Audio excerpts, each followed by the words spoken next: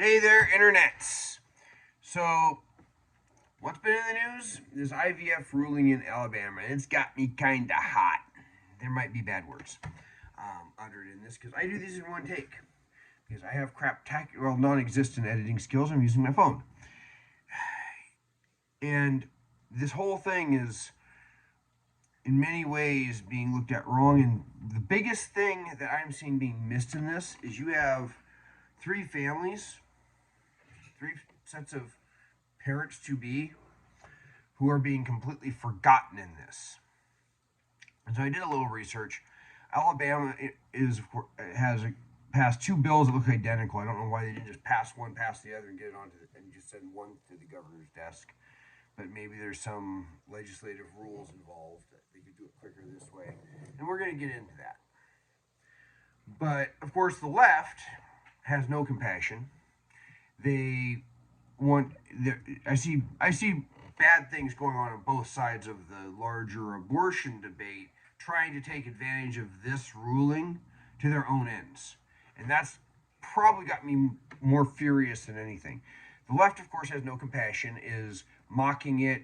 I've seen people post pictures of, eggs in their passenger seat and saying, I'm taking the carpool lane, with chicken eggs. Or posting pictures of, according to Alabama, this is a chicken. And I'm like, well, number one, they have to be fertilized. On the other side of it, I'm seeing people basically using it as a way to say, we shouldn't do IVF at all. And I'm sorry, but that ship has sailed. Whether we as a society are going to allow for it. And a lot of people desperate to have kids do make use of it. A lot of otherwise pro-life people. I'm close enough to a situation I don't want to get into too much of how I know all the details to protect the privacy of certain people. But suffice to say, I got a good look at it in the last couple of years. And there's a lot of things people don't know. I was talking about it with a guy, and he said, "Oh, the thing I'm against is because they just go and they destroy a bunch of embryos, the extras." And it's like, no. These clinics, of course, their business is the higher eventual success rate for pregnancy that they have, the more money they're more likely to make, ultimately, because they want a good success rate. That means they're not good. It's not like the movie Gattaca. Interesting movie if you want to talk about ethical implications of some of this medical technology stuff. There's some but it's not like Gattaca where they show this gal decides to do the designer baby and they have these collection of embryos. And, well, this is the best one with the best lifespan and potential intelligence. So we recommend implanting this one if you want a boy and this one if you want a girl. And she decides she wants a boy, and they said, well, what about the rest? I said, well, that's just extra material that they'll be discarded. That's not the way it works. I've heard Matt Walsh. Mary Beth Stuckley said that, well, we shouldn't just make children by whatever means necessary. And again, that ship has sailed. Matt Walsh said it would be good to end the idea of frozen embryos. And I'm sorry, but he's wrong. And usually I agree with Matt Walsh because there's reasons people might freeze the embryos. Maybe there's medical procedures that have to be done first. And this is the last chance of having kids. They can't wait 9 months and then do the medical procedures, cancer treatments, other things may be going on. Some clinics will have a package deal where maybe you do 2 egg harvests and then unlimited implantations if you have enough embryos. So you'll do, if you're especially an older couple, might do both egg harvest, bang bang, and then do the implant. So there are reasons that you would freeze embryos. I've seen some very ignorant comments coming even out of Alabama legislators on the right.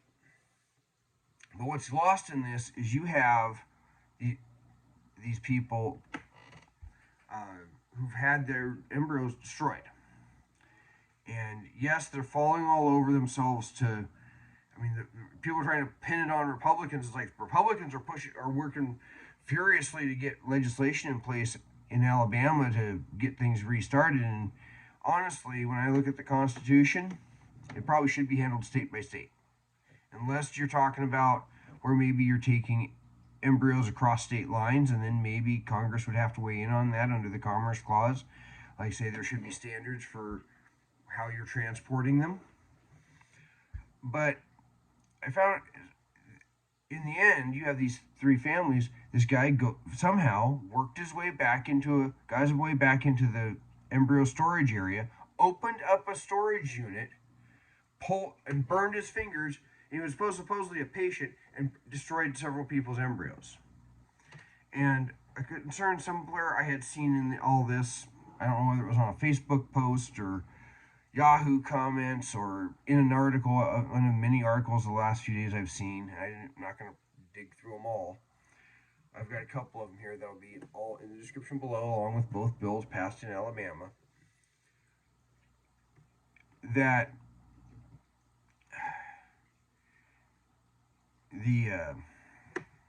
some of these clinics might be trying to get themselves out of lawsuits that are legit. I think that's a very legitimate concern. Now, the Alabama bills are fine as a stopgap measure. I don't think they should go retroactively on this particular case, except for I can understand maybe they don't think that a wrongful death suit is appropriate, but I don't think a retroactive law in this case should be appropriate either. The wording of the bills is pretty much the same, so I'm just going to pick one. I think I got SB 159 here, which is the Senate bill, and they've both been passed, both going to the governor's desk. It says this bill would provide civil and criminal immunity to persons providing goods and services related to the in vitro fertilization, except acts or omissions that are intentional and not arising from or related to IVF service. This bill would provide for retroactive effect and would automatically repeal April 1, 2025. So it gives them a year to figure out a better bill, but get things started. That's fine. It's only about 3 pages in its entirety. It's actually less than that when you spread everything out. Relating to in vitro fertilization, to provide civil, criminal, and immunity to persons providing goods and services related to in vitro fertilization in certain circumstances, to provide retroactive effect, and to provide for the repeal of the act on a certain date, be it enacted by the legislature of Alabama. Section 1A, notwithstanding any provision of the law, including any cause of action provided in Chapter 5 of Title 6 Code of Alabama 1975, no action, suit, or criminal prosecution shall be brought or maintained against any individual or entity providing goods or services related to in vitro fertilization, except for an act or omission that is both intentional and not arising from or related to IVF services. This section is intended to apply retroactively. This section is repealed April 1, 2025. This act shall become effective immediately. So during that time, and because of before, if somebody leaves a door unsecured and a person accesses where they shouldn't, which maybe, somebody accessed where they shouldn't, some idiot was back there effing around with stuff he shouldn't have been effing around with, you can't sue people for effectively negligence. Okay, and that's the problem I have. Now, if you are doing normal things like, and I'll get in the New York Times article entitled "Accidents, Lax Rules, and Abortion Laws Now Imperil the Fertility Industry." Of course, New York Times has to bring up abortion laws, but it's accidents and lax rules. It says fertility clinics are routinely sued by patients for errors that destroy embryos, as happened in Alabama. An effort to define them legally as unborn children has raised the stakes. To the fertility patients whose embryos were destroyed at an Alabama clinic, the circumstances must have been shocking. Yeah. Somehow a patient in the hospital housing the clinic had wandered into a storage room, pulled the embryos from a tank of liquid nitrogen, then dropped them on the floor, probably because the tank was kept at minus 360 degrees.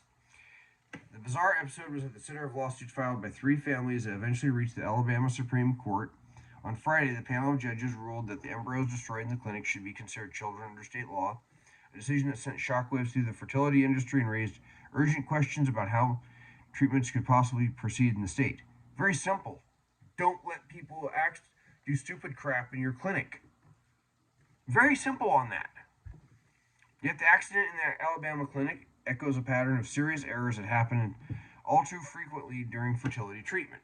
A rapidly growing industry with little government oversight, experts say. From January 2009 to April 2019, patients brought more than 130 lawsuits over destroyed embryos, including cases where embryos were lost, mishandled, or stored in freezer tanks that broke down. Again, in these cases, these are acts of negligence, not, the embryo didn't survive the thawing process. That would be understandable. That's the normal course of things. It's not the embryo adhered to the wrong thing and was destroyed. They actually have a way that, because a blastocyst forms like a shell, they sometimes can put a little, like chipping an egg to try and make it adhere to the uterine wall. Sometimes they do that. Sometimes that can cause the embryo to be destroyed in that process. Okay? Those are normal processes. That would be understandable. Those errors have taken on new gravity as the anti-abortion movement aims to extend personhood to fetuses and embryos conceived through in vitro fertilization, arguing that they are unborn children, bringing cases to an increasingly polarized judiciary open to considering the idea. When things go wrong with IVF, it opens the window for this kind of strategy, said Sonia Suter, a law professor at George Washington University who has studied in vitro fertilization litigation. To the extent that there is little regulation, it does provide an opportunity to promote the personhood agenda. Denise Burke, senior counsel with the Alliance Defending Freedom, which opposes abortion rights, called the Alabama decision a tremendous victory for life that protected unborn children created through assisted reproductive technology. No matter the circumstances, all human life is valuable from the moment of conception, Ms. Burke said in a statement. And, I understand a lot of these people where they're coming from, the idea that, you got Paris Hilton. She can't even be bothered to carry her own children. She's hiring surrogates. Went and created like 20 embryos, and from everything I've seen of the process and know of the process, it's it can be very, uncomfortable at best for the woman in the process of building up the number of eggs they harvest, because there's all sorts of drugs involved, and a younger woman in her 20s, hope to harvest, 20 or 30, and as a woman gets older, it's less. So, you get 20 embryos. Morally, I kind of feel like if you're going to make the embryos, you should make a point to attempt to have them all. So Paris Hilton's got a bunch of children to raise, in my mind. But she'll probably do the liberal Democrat no responsibility thing.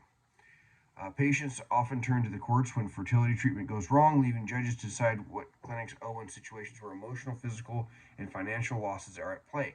Let's face it, if those three families, if there's no chance of future eggs, future sperm from either parent, no future embryos, they can never in any way be made whole. And those families are being lost in this whole thing. Lawsuits against clinics typically claim that negligent behavior led to the embryo's destruction. Okay?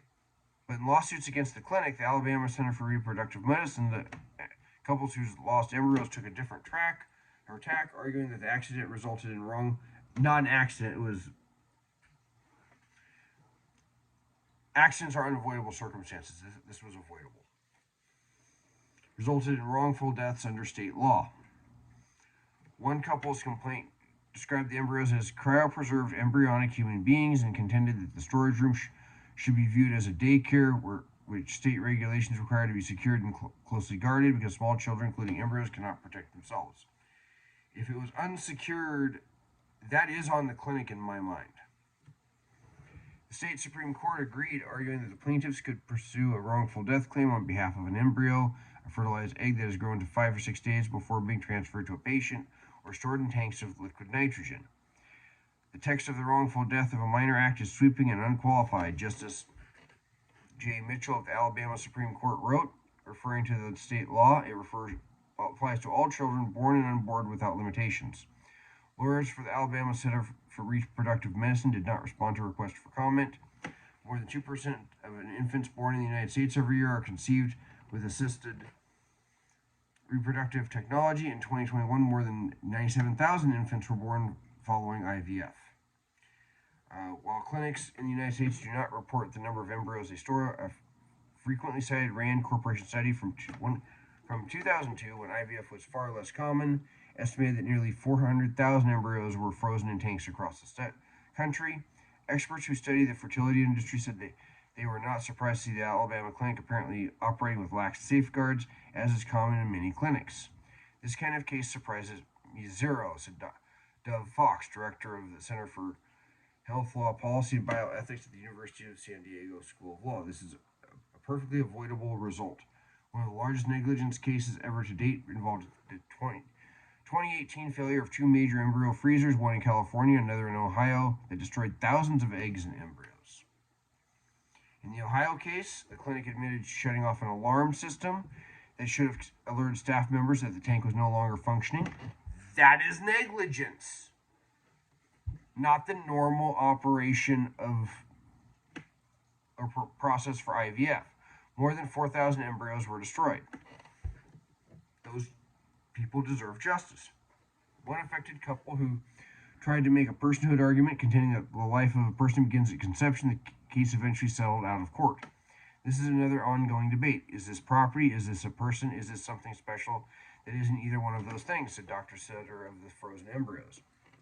More recently, 8 couples filed lawsuits against medical device company Cooper Surgical, claiming that a liquid the company makes, which is meant to help fertilized eggs grow into embryos, was defective and caused their embryos to stop developing.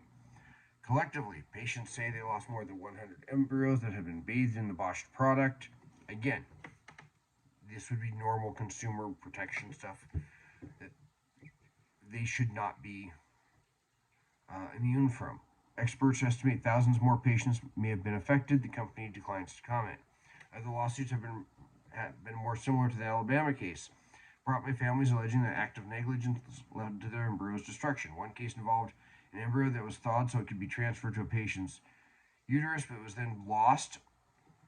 Negligence. And another, a shipping company opened a package containing frozen embryos to inspect it, inadvertently letting them thaw. I gotta really wonder how that happened. I work for a shipping company, small package. I have never had that kind of a thing on there. That something that delicate and careful, I would not be trusting to FedEx or UPS. These are not aberrations, said Mr. Fox, noting that the very first IVF lawsuit filed in 1995 involved 2 Rhode Island couples whose clinic lost their 9 embryos. Lost them. It's difficult to know how often embryos are inadvertently destroyed during fertility treatment because, unlike countries such as Britain, which has a health agency dedicated to overseeing IVF, no regulator or government body tracks the information in the United States. While federal rules require hospitals to report and track serious errors, fertility clinics are not subject to those requirements. They do report some data to the government, such as how many patients they see and their patients' pregnancy success rates, but not accidents or errors. Many errors do not even make it to court because some clinics have patients sign contracts requiring them to use private arbitration. This keeps everything secret and minimizes public awareness of the scope of the problem, said Sarah London, attorney in San Francisco, who specializes in fertility litigation. Enough of this is happening that somebody specializes in it in a place like San Francisco. That should tell you a lot. Professional guidelines are now for how to securely store frozen embryos are relatively sparse. This is a problem. The American Society for Reproductive Medicine's 2022 guidance, published after the Alabama accident, said IVF laboratories should have the ability to limit access through badge readers or similar methods. It does not mandate that laboratories consistently lock their doors or secure their freezer tanks. That should be something that's expected. In Alabama, the The stranger chose to open the tank and look and see what was inside of it and take it out, said Amy Sparks, the in vitro fertility laboratory director at the University of Iowa and a former president of the Society for Assisted Reproductive Technology. It's a tragedy that wasn't adequately secured and clearly brings it to everyone's attention, including mine. Dr. Sparks, who has given presentations on fertility laboratory safety and toured clinics across the country, said it wouldn't be unusual for a clinic to sometimes leave the door to an embryo storage unlocked. Laboratory workers are constantly carrying sloshing shoebox-sized containers filled with liquid nitrogen. They might prop open a door sometimes rather than risk spilling the freezing liquid onto their arms. Even advanced monitoring systems like the ones Dr. Sparks has installed in her freezer tanks to monitor temperature and liquid nitrogen levels would not have alerted staff quickly enough to prevent the problem in Alabama. Other problems that harm embryos can crop up during routine medical practice, Dr. Sparks said, like an embryo adhering to the side of a pipette or a biopsy not going well. Those are the normal process. Yes, they should be immune to normal processes. I'm very concerned about the patients and care providers in Alabama, but it's not necessarily going to be limited to the borders of that state, Dr. Sparks, who is based in Iowa, where a 6-week abortion ban is being challenged in the courts. By Friday, 3 fertility clinics in Alabama, including the clinic being sued, had announced they were pausing IVF procedures, citing the new ruling. Okay, so here's the thing. In a moving forward manner, what probably should happen is states should be saying, you shall secure your doors. You shall try and take reasonable measures like badge readers or coded door or something. Maybe you got to make it a standard that you have a shelf on one side. You can open the door, carry your thing through, set it down, close the door. Because of what I know of it, they have backup generators, expecting a backup generator, making sure alarms for freezer storage units are working and in place. Those are all things that should be expected.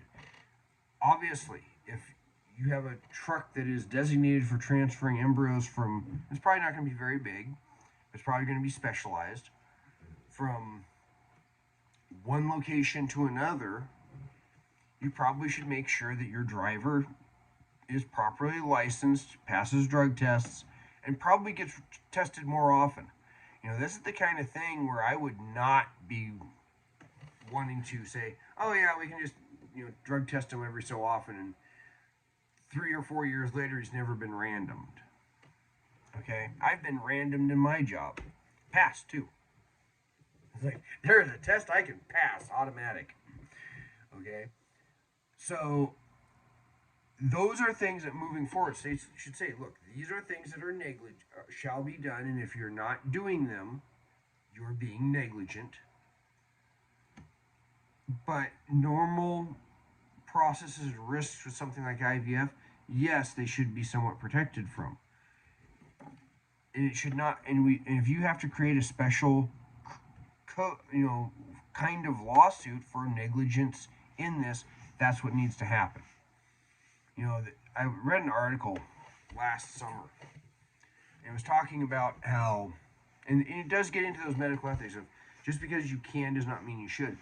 They were having a conference on the medical ethics of current and future reproductive technologies, where they're talking about being able to make, normally man produces sperm, woman produces eggs, being able to do the opposite using stem cells from, if you're a man, be able to produce an egg, or if you're a woman, being able to produce a batch of sperm in a laboratory from a woman's stem cells.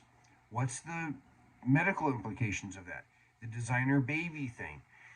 They're getting closer to where, it's not just they can, have an incubator for a child born at 22 weeks and they can probably survive it is, or have a reasonable chance at it, where they could have the potential to fertilize the egg, put it in the incubator, and 9 months later you come in and pick up your baby. These are all medical things we need. the ship has sailed on whether we're going to have IVF. Even if you're in the category of people that don't think we should, you've already lost that debate. You're in the same category as people that think abortion should be banned even in the case of the mother's life. Okay, even I won't side with that one. I don't know any Republicans that would. But, and I have run into them online though. But what we need to think about these rules beforehand, and if we have standards of care, Republicans are pushing standards of care for, all this gender garbage. How about standards of care for IVF? How about saying, look, or standards of security, saying you will secure doors where people shouldn't go. You will have detailed manifest of where the eggs are at all times, or embryos are at all times, and or stored eggs or stored sperm for patients. And this is done, again, sometimes they're able to get that done before having to do cancer treatments that would leave someone infertile. And with regards to this dumbass who went into the back and decided to help himself to a freezer unit, I'm sorry, but that his actions, it might not be criminal, but it should in the future. It should be a criminal act to, if you're not working at the IVF place and you are in where you shouldn't be, unsupervised, and I'm not talking the guy that's delivering the refrigerator and trips and falls. But if you're acting like Mr. Bean and going back there, oh, what's this? Burn my fingers and break it, you should spend some time in jail. Seriously. Because you have possibly destroyed a person's chance of having a family of their own. Because you were curious or decided to do something. Or if somebody deliberately obviously, someone were to go in and say, you know what? I don't like the person whose embryos are stored in there. I'm going to pull the plug on that storage unit while no one looks. That should be a criminal act. And as we move forward into some of these other things, like I've said, I've told anti-abortion people, what's the difference between a child born at 24 weeks and a child aborted at 24 weeks? There is none. So if technology gets to the point where they can grow that baby the whole way, it needs to be a criminal act for someone to go in and say, you know what, there's 100 babies growing in incubators at different stages there. I don't like that. Let's throw the breaker and wait till they come back in the morning or engage in a shootout with cops so it all ends. You know what? That should be a criminal act to deliberately destroy something like that. It shouldn't be a civil act. And of course, these people probably should be suing that guy. I mean, you can't get blood out of a turnip. But everything he owns should be theirs. They absolutely, because these families that have been lost in this, they deserve justice. And to say that they don't deserve justice while trying to protect IVF services, that is ultimately injustice itself. Now, maybe you disagree with me. It's gotten kind of long. It's getting up to my absolute upper limit. If you think I'm wrong, tell me why. Tell me why those people don't deserve justice. Or why we shouldn't also protect IVF services. Till then, you all take care.